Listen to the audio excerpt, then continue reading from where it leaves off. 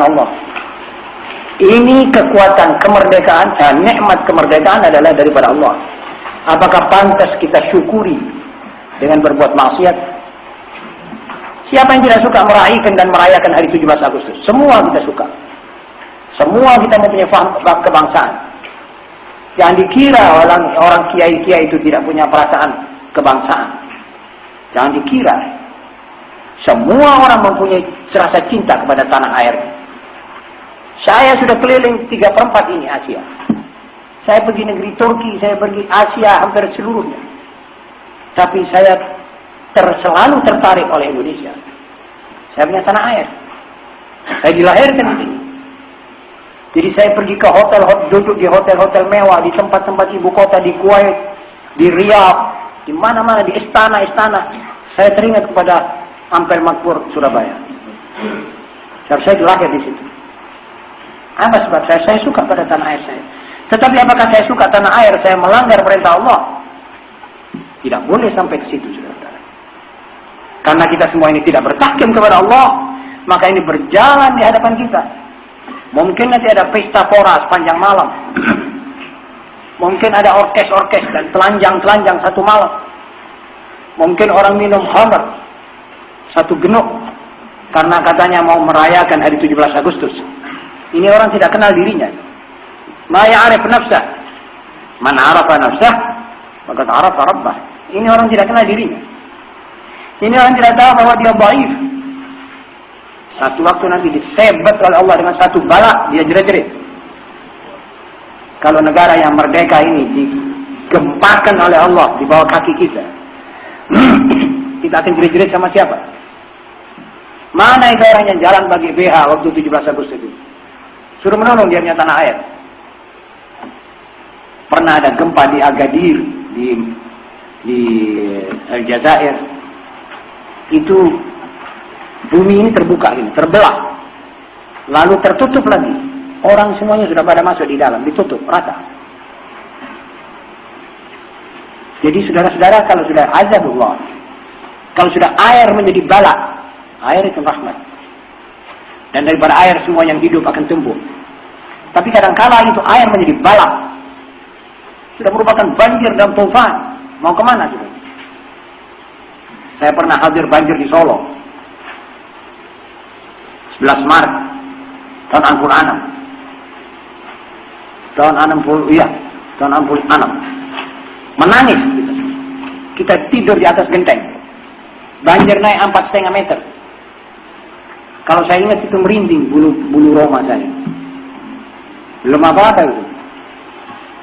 Dicoba begitu saja oleh Allah, kita sudah pada nangis.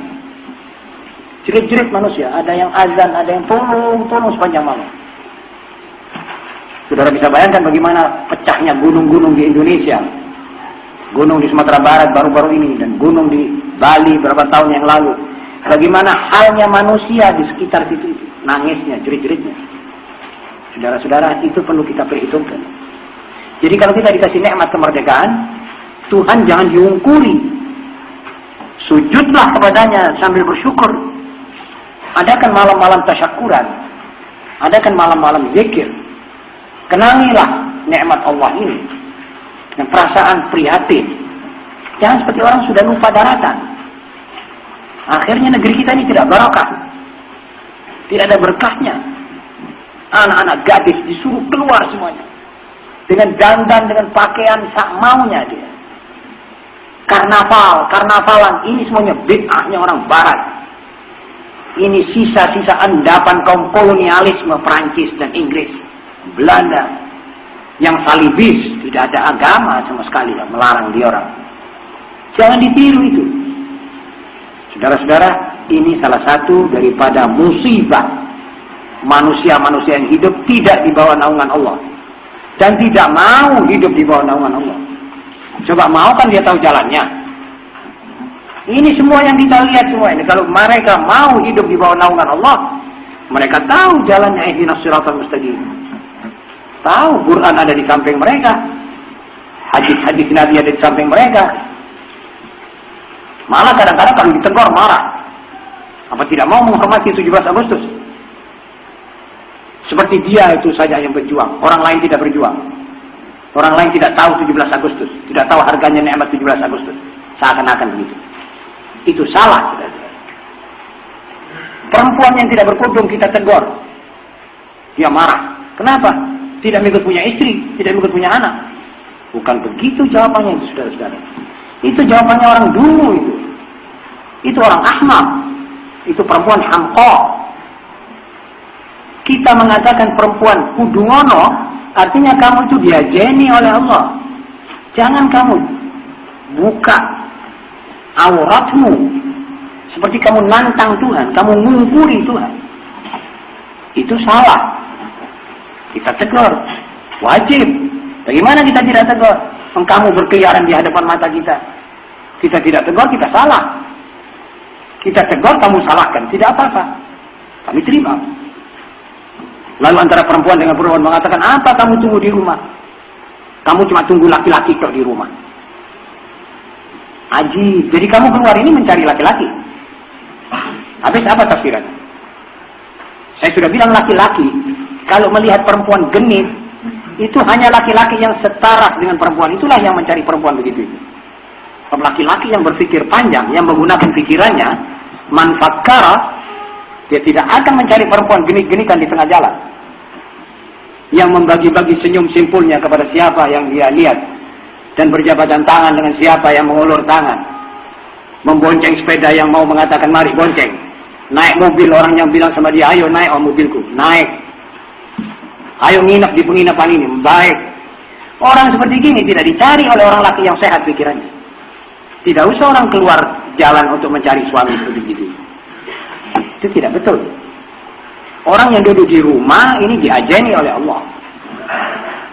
Jadi orang yang begitu nanti akan dapat satu manusia lelaki yang zawak, yang cuma melampiaskan hawa nafsunya, melihat ini kelemis batuknya sudah habis, dibuang.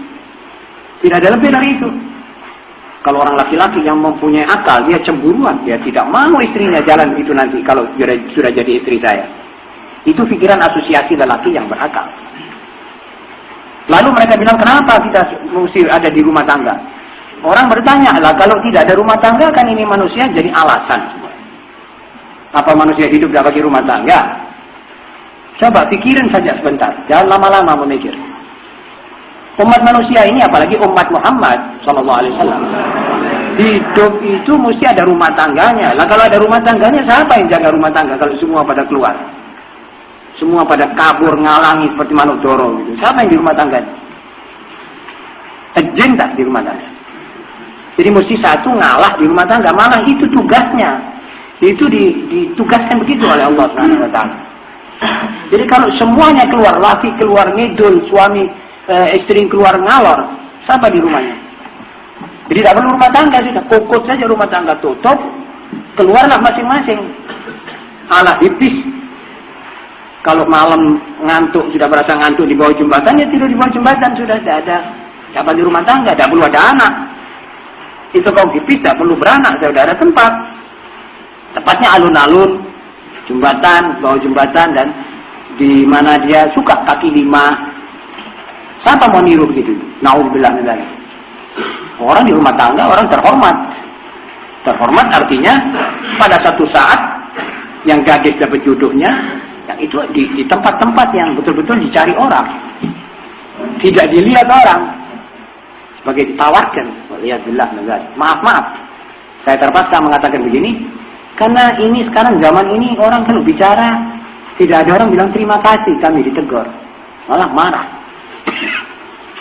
Ada satu orang mengatakan, kenapa saya dilarang pakai sopak, pakai rambut sambungan itu? Apa saya ini istrimu? Sebetulnya bukan begitu caranya menjawab itu. Saya ini kalau melarang ada hadisnya. La'anallahu al-wasilah wal mustawsilah. Jadi yang melarang ini sebetulnya bukan saya. Saya ini cuma menyambung lidah Rasulullah SAW. Yang melarang Rasulullah SAW. Jadi jawabanmu itu sebetulnya saya perwaiskan kepada Rasulullah SAW. Ini loh Rasulullah, ini umatmu, jawabannya begini. Terserah. Akan kamu kasih syafaat apa tidak ini manusia seperti ini. Jadi sebetulnya kita ini harus hati-hati. Yang melihat mungkar sudah berkewajiban menegur. Ini beratnya. Saudara-saudara juga, bukan saya sendiri. Kalau saudara melihat istri saudara keluar tanpa kudung yang rapi, menurut sesuai dengan perintah Allah, saudara wajib tegur. Tidak usah tunggu seorang ulama atau seorang kiai khutbah. Saudara wajib kalau saudara tahu. Ya caranya saja yang baik, tidak usah kasar.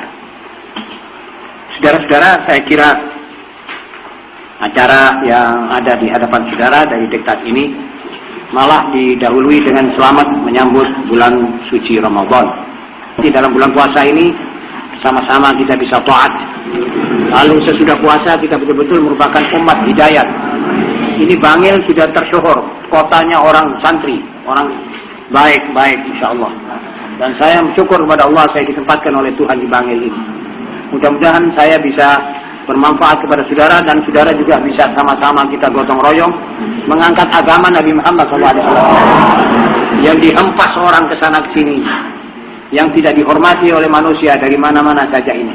Mudah-mudahan kita bisa menghormati agama Nabi Muhammad SAW. Ayo kita jadikan Bangil ini kota teladan. Perempuannya teladan, laki-lakinya teladan, pemudanya teladan. Dan dari Bangil inilah nanti akan menyenter semua sending mubalighin itu dari Bangil insyaallah taala. Insyaallah taala, dan saudara doakan anak-anak kita di pesantren yang mungkin besok akan pulang semua. Doakan semua mudah-mudahan mereka jadi anak-anak yang saleh, yang hidayah, mudah-mudahan menjadi dai ilallah pada guru-guru mereka, pada orang tua mereka, supaya kuat juga memelihara mereka seperti kita ini. Amin ya rabbal alamin.